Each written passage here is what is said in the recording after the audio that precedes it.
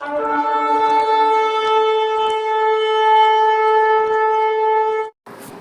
Lord. ಪರಲೋಕದಲ್ಲಿ ತಂದೆಯ ದೇವರೇ, ಪ್ರಭು ಯೇಸು ನಾಮದಲ್ಲಿ ಪವಿತ್ರಾತ್ಮ ಸಹಾಯಕನೇ, ಈ ಲೋಕದಲ್ಲಿ ಇದ್ದಾಗ ಯೇಸು ಸ್ವಾಮಿ ಜೊತೆ ತಂದೆಯ ದೇವರು ಎಷ್ಟು ಸಲ ಮಾತಾಡೋದು ತಿಳಿದ ಬಗ್ಗೆ ಚಿಕ್ಕದಾಗಿ ತಿಳಿಸಿಕೊಡುವಾಗ ನಿನ್ನ ನಾಮ ಮಹಿಮೆ ಆಗಲಿ, ನಿನ್ನ ಕೃಪೆ ಇಳಿದು ಬರ ಸ್ವಾಮಿ, ಯೇಸುವಿನ ನಾಮದಲ್ಲಿ ತಂದೆ. ಆಮೇನ್ ಆಮೇನ್ ಆಮೇನ್.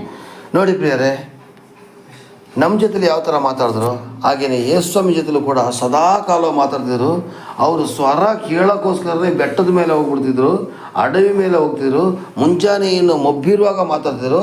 ಆದರೆ ನಮಗೆ ಗೊತ್ತಿರೋಂಗೆ ಯಾವ ಥರ ಮಾತಾಡಿದ್ರೆ ಪ್ರಿಯರೇ, ಮತ್ತಾಯನು ಬರೆದ ಸುವಾರ್ತೆ 3ನೇ ಅಧ್ಯಾಯ 16ನೇ ವಾಕ್ಯವನ್ನು ನಾವು ಇದ್ದಾಗ ಅಲ್ಲಿ ಏನು ಬರ್ತದೆ ಓದಿ. ಯೇಸು ಸ್ನಾನ ಮಾಡಿಸಿಕೊಂಡ ಕೂಡಲೇ ದೀಕ್ಷಾಸ್ನಾನ. ಇನ್ನೊಂದ್ಸಲ ಇದನ್ನ ಓದಿ, 3:16 ಓದಿ. 3:16 ಸಾಕು 3:16 ಇನ್ನೊಂದ್ಸಲ ಓದಿ. ಯೇಸು ಇಲ್ಲಿ ನೋಡಿ, ತಂದೆ ಮಗ ಪವಿತ್ರಾತ್ಮ ಇಲ್ಲಿ ಕಾಣ್ತಾರೆ. ಯೇಸು ಸ್ನಾನ ಮಾಡಿಕೊಂಡ ಕೂಡಲೇ ನೀರಿನಿಂದ ಅವ್ರ ಮೇಲಕ್ಕೆ ಬಂದಾಗ ಆಕಾಶ ತೆರೆದು ಪರಲೋಕ ರಾಜ್ಯ ತೆರೀತು. ಯಾರಿಗೆ? ಯೇಸು ಸ್ವಾಮಿಗೆ. ಮತ್ತು ದೇವರಾತ್ಮ ಪಾರಿವಾಳದ ಹಾಗೆ ಇಳಿದು ತನ್ನ ಮೇಲೆ ಬರುವುದನ್ನು ಕಂಡನು. ನೋಡಿ, ಇಲ್ಲಿ ತಂದೆ ದೇವರಾಯ್ತು, ಯೇಸು ಸ್ವಾಮಿ ಆಯ್ತು, ಮತ್ತೆ ದೇವರಾತ್ಮ ಆಯ್ತು. ಪಾರಿವಾಳದ ರೂಪದಲ್ಲಿ ಇಳಿದು ಬರೋದು ಕಂಡನು.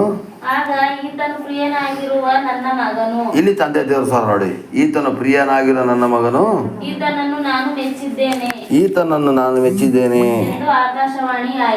ಎಂದು ಆಕಾಶವಾಣಿ ಆಯಿತು. ಹಾಗಾದರೆ ದೇವರು ಆಕಾಶವಾಣಿ ಅಂದರೆ ಕಣ್ಣಿಗೆ ಕಾಣದಂಥ ರೀತಿಯಲ್ಲಿ ಇವಾಗೋ ಈತನು ನನ್ನ ಮಗನು. ಹಾಗಾದರೆ ನನ್ನ ದೇವರು ಪ್ರೋತ್ಸಾಹದ ಮಾತುಗಳನ್ನು ಆಡೋದು ದೇವರು.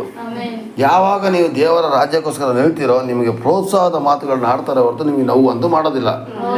1ನೇ ಕೊರಿಂಥ 15ನೇ ಅಧ್ಯಾಯ 58ನೇ ವಾಕ್ಯದಲ್ಲಿ ಬರೆದಿದೆ, ನೀನು ಕರ್ತನಲ್ಲಿ ಪಡುವಂಥ ಪ್ರಯಾಸವು ಯಾವತ್ತೂ ನಿಷ್ಫಲವಾಗುವುದಿಲ್ಲ ಎಂದು ತಿಳಿದು ನೀ ಸ್ಥಿರಚಿತ್ತನಾಗಿರು, ನಿಶ್ಚಲನಾಗಿರು. ದೇವರ ಕರ್ತನಲ್ಲಿ ಮಾಡಿದಂಥ ಒಂದು ಸೇವೆಗೆ ನಿನಗೆ ಆಶೀರ್ವಾದ ಇದೆ ಅಂತ ತೋರಿಸ್ತಾರೆ.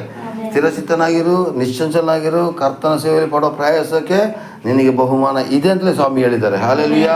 ಹಾಗಾದರೆ ಯೇಸು ಸ್ವಾಮಿ ಥರ ನಮ್ಮನ್ನು ಕೂಡ ಮೆಚ್ಚಿನ ಮಗಳು ಮತ್ತು ಮಗನೂ ಅನಿಸ್ಕೊಳ್ಳೋಕ್ಕೆ ನಾವು ಪ್ರಯತ್ನ ಪಡಬೇಕು ಪ್ರಿಯರೇ. 2ನೇದಾಗಿ ಅವ್ರು ಏನು ಮಾಡಿದ್ರು ಗೊತ್ತಾ, ರೂಪಾಂತರ ಬೆಟ್ಟದಲ್ಲಿ ಮಾತಾಡಿದ್ರು. ಅಂದರೆ ಮತ್ತಾಯ 17 ಅಲ್ಲಿ ನೋಡಿ 6ನೇ ವಾಕ್ಯವನ್ನು ನೀವು ಓದಿ. ಇದನ್ನು ಸ್ಟೋರಿ ಹೇಳ್ಬಿಡ್ತೀನಿ. ಯೇಸು ಸ್ವಾಮಿ ಬೆಟ್ಟಕ್ಕೆ 3 ಜನ ಶಿಷ್ಯರನ್ನು ಕರ್ಕೊಂಡು ಹೋಗ್ತಾರೆ. ಕರ್ಕೊಂಡು ಹೋದಾಗ ಇದ್ದಕ್ಕಿದ್ದಾಗೇ ದೇವರಲ್ಲಿ ಪ್ರತ್ಯಕ್ಷ ಆಗ್ತಾರೆ. ಅದ್ರ ಬಗ್ಗೆ ಸ್ಟೋರಿ. ಶಿಷ್ಯರು ಇದನ್ನು ಕೇಳಿ ಬಹಳವಾಗಿ ಹೆದರಿ ಬೋರಲೊಬ್ಬಿದ್ದರು.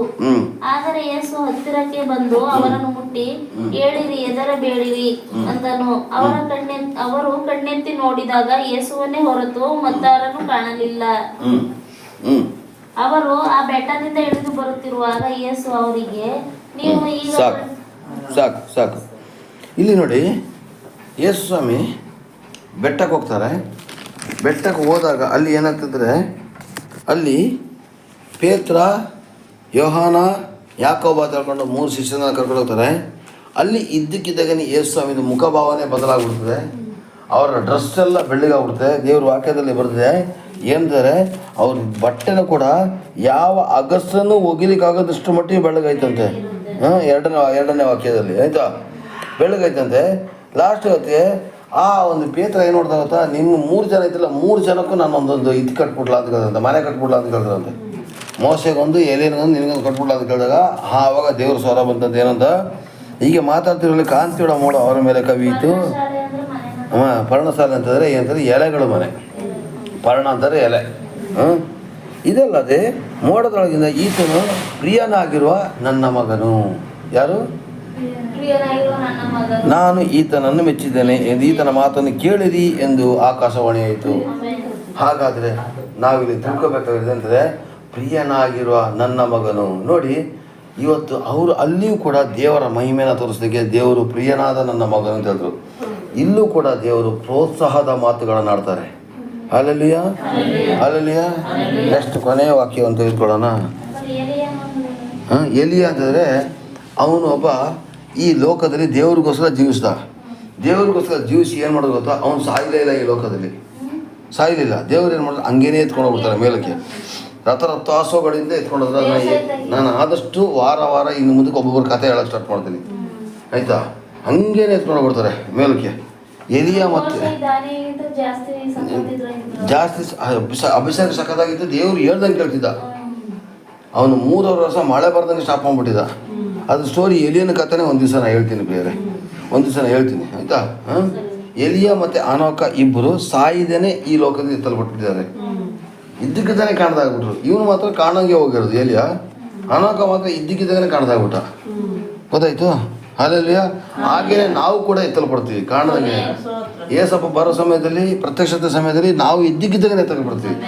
ನಾವು ಎಲ್ಲಿದ್ದೀವಿ ಅಂತ ಹುಡ್ಕೊಳಕ್ಕೆ ಆಗೋದಿಲ್ಲ, ಆ ಲೆವೆಲ್ಗೆ ಬಂದ್ಬಿಡ್ತೀವಿ. ಅಲ್ಲೆಲ್ಲ ಇರಲಿ ಪ್ರಿಯರೇ. ಹಾಗೆಯೇ ದೇವರು ಎಷ್ಟೋ ಸಲ ಯೇಸು ಸ್ವಾಮಿ ಜೊತೆಲಿ ಮಾತಾಡಿದ್ದಾರೆ. ಬೆಟ್ಟದ ಮೇಲೆ ಶಿಷ್ಯಂದ್ರ ಆಯ್ಕೆ ಸಮಯದಲ್ಲಿ ವೈವಿಚಾರಣೆ ಸೂಳನ್ನು ಕರ್ಕೊಬರ್ಬೇಕಾದ್ರೆ ಎಲ್ಲರ ಕಲ್ಲೆಸಿರಿದಾಗ ಅವರಲ್ಲಿ ದೇವರ ಸ್ವರ ಕೇಳಿದ್ರು. ದೇವರ ಸ್ವರ ಇಲ್ಲದೇ ಅವ್ರು ಏನು ಮಾಡ್ತಾ ಇರಲಿಲ್ಲ. ಹಾಗೇನೇ ಪ್ರಿಯರೇ, ನಾವು ಕೂಡ ಒಂದು ಸೇವೆಗೆ ಹೋಗ್ಬೇಕಾದ್ರೆ, ಒಂದು ಪ್ರಾರ್ಥನೆಗೆ ಹೋಗ್ಬೇಕಾದ್ರೆ, ಏನೇ ಒಂದು ಒಳ್ಳೆ ಕೆಲಸ ಮಾಡಬೇಕಾದ್ರೆ ನಾವು ದೇವರ ಸ್ವರವನ್ನು ಕೇಳಿ ಹೋದರೆ ತಂದೆಯ ದೇವರು ನಮ್ಮ ಜೊತೆಲಿ ಯೇಸು ಕ್ರಿಸ್ತನ ಮುಖಾಂತರ ಮಾತಾಡ್ತಾರೆ. ಆಮೇಲೆ ಪ್ರೈಸ್ ಲಾರ್ಡ್. ದೇವರು ನಿಮ್ಮನ್ನು ಆಶೀರ್ವದಿಸಲಿ, ಕೃಪೆಯಿಂದ ನಡೆಸಲಿ. ಆಮೇಲೆ ಪ್ರೈಸ್ ಲಾರ್ಡ್.